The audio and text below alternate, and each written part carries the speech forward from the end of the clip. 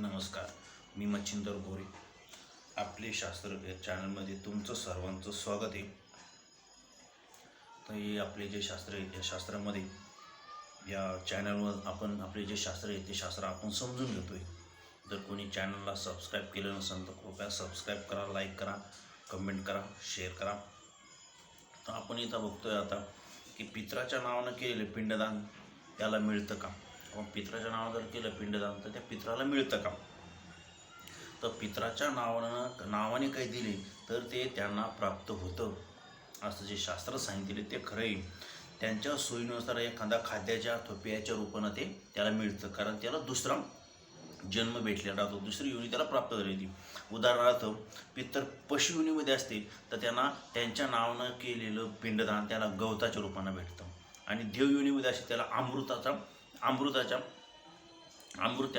बनवून त्यांना मिळतं.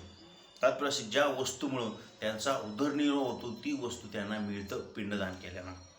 ज्याप्रमाणे भारतामधून अमेरिकेतील एखाद्या व्यक्तीला मनी ऑर्डरद्वारे रुपये पाठवले तर ते अमेरिकेत ते डॉलर भरून त्याला मिळतात. त्याप्रमाणे आपण पित्राच्या नावानं जर पिंडदान केलं, दान पुण्य केलं, ते पित्राच्या नावानं त्यांना खाद्याच्या रूपानं पेयाच्या रूपानं त्यांना मिळतं.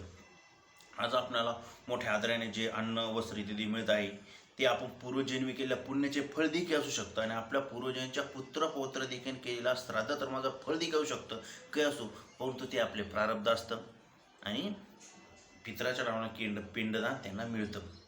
ज्याप्रमाणे एखाद्या व्यक्तीने बँकेमध्ये 1,00,000 रुपये जमा केले, त्यापैकी काही रुपये स्वतःच्या नावाने, काही पत्नीच्या नावाने, काही पुत्राच्या नावाने खात्यात जमा केले, तर ती व्यक्ती स्वतःच्या खात्यामध्ये असलेली रक्कम काढू शकते, पत्नीच्या त्या पुत्राच्या नावाने काढू शकणार नाही. त्याप्रमाणे पित्राच्या नावानं जे पिंडदान केले ते पित्रांना मिळणार, आपणाला मिळणार नाही. यामध्ये गोष्ट अशी की आपण जर जिवंतपणे गायीला जाऊन जर पिंडदान केलं, गायीला तीर्थामध्ये जर केलं, तर त्या नावाने केलेले पिंडदान केले तर मृत्यूनंतर ते आपल्याला मिळतं. गाया या तीर्थाच्या ठिकाणी पशुपक्षाच्या नावाने केले पिंडदान देखील त्यांनाच मिळतं. एका सत्पुरुषाच्या आपल्या गायीवर फार प्रेम होतं. ती गाय मृत्यू पावल्यात त्याच्या स्वप्नात दुःखी अशी दिसली.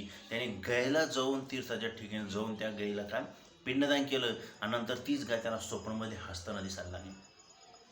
जसे आपल्याजवळ स्वतः असलेले तसेच वडील, आजोबा, पणजोबा इथे जे पूर्वजांनी केले कमवलेले धन असते, तेव्हा आपण स्वतःच्या कमवलेल्या धनाला आपला जेवढा अधिकार असतो तेवढा अधिकार पूर्वजांनी कमवलेल्या धनावर नसतो. वंश परंपरेनुसार वडील आजोबाच्या धनावर आपल्याला पुत्रपौत्राचा अधिकार असतो. तशाच प्रकारे पित्रांना वंश परंपरेनुसार पुत्रपौत्रांना केलेले पिंडदान मिळत असते. म्हणून पुत्रपौत्र, वडील, आजोबा इत्यादींना केलेले पिंडदान करण्याची जबाबदारी असते.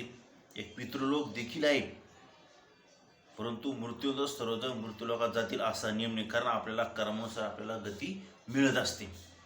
म्हणून की पिंडदान केल्यानंतर पिंडदान त्यांना मिळतं, हे शास्त्रात जे सांगितले ते खरं आहे. जय हरी.